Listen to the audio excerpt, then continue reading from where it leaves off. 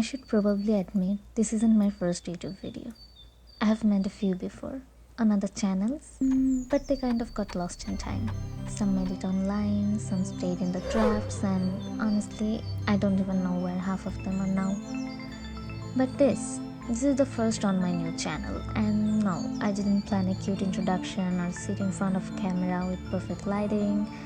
I just went to an island, saw some fire, and thought, yeah, this could work. Oh, I'm Trina by the way. I like making videos. I think it's because we lose so many of our little everyday memories as we grow up. They just slip away, and that feeling kind of drives me to hold on to them. Notice the small things that make me happy and keep them somewhere safe. So I guess I could say I'm on this quiet mission to observe the little things, to document my so-called boring life, because not all memories we lose are worth losing. Some deserve to stick around.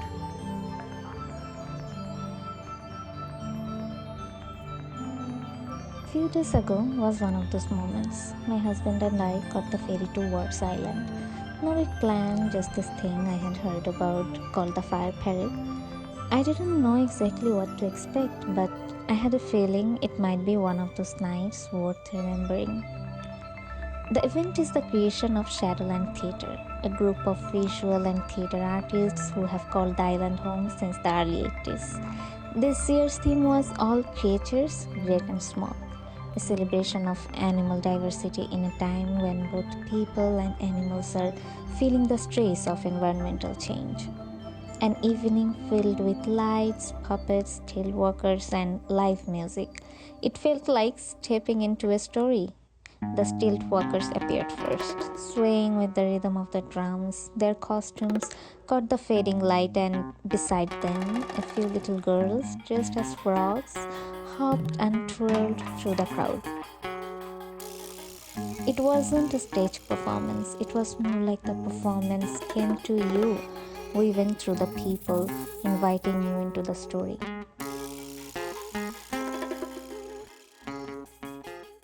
Then the parade started. Lanterns lit up one by one. Even a crescent moon floating above the crowd. The music followed, a heartbeat of drums, saxophones, and melodies I couldn't name but felt.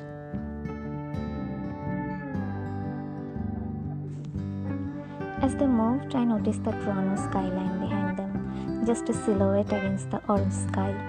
It was like the city had dressed up for the occasion, standing quietly in the background while the island stole the spotlight. Among the lanterns, I saw her, an older woman with fairy lights. She looked like she had stepped out of a storybook. The parrot paused under a giant tree. A white projection cloth appeared, a firelight flickering behind it, and then the shadows came to life. A bird swooping towards the fish, a calf scuttling sideways, a shark chasing its prey. The drum beats deepened, the saxophone cried out, and the night felt older somehow, like we were watching an ancient tale, told without words. The parade wound its way toward the beach, and there it was, the bonfire. Massive, warm, and alive.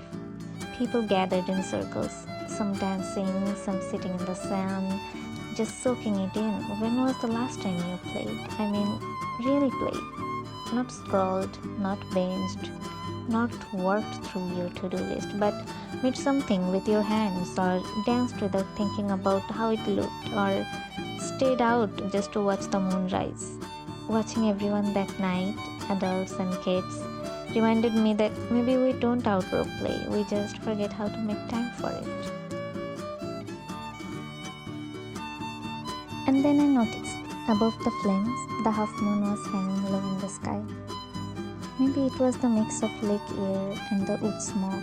Maybe it was the way the lanterns bobbed gently in the dark, or maybe it was just being surrounded by people who were there purely to celebrate light and community. But it felt like magic, the kind of magic you can't package or plan, it just happens. We ended the night exactly how you would want to, standing at the water's edge, looking back at the Toronto skyline. At the night, the city turns into something else entirely, a glittering wall of light, each window and tower a different color. It was the perfect full stop to a night that felt like a story, one I will be telling for a while. So yeah, welcome to my little corner of the internet. This channel is new, but my love for moments like this isn't. I don't know exactly what this space will become yet. Maybe I will figure it out along the way.